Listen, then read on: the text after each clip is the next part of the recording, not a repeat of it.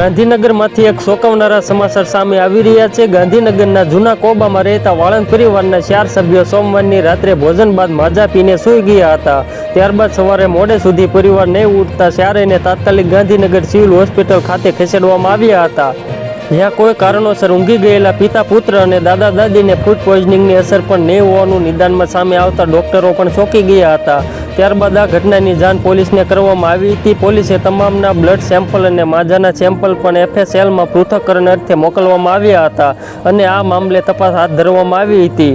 ગાંધીનગરના જૂના કોબામાં રહેતા વાળંદ પરિવારના 4 સભ્યો સોમવાર રાતના જમણવાર પછી માઝા પીને સૂઈ ગયા હતા, જેઓ ગઈકાલે મોડે સુધી નહીં ઉઠતા ચારેયને સુષુપ્ત અવસ્થામાં તાત્કાલિક ગાંધીનગર સિવિલ હોસ્પિટલમાં દાખલ કરાયા હતા।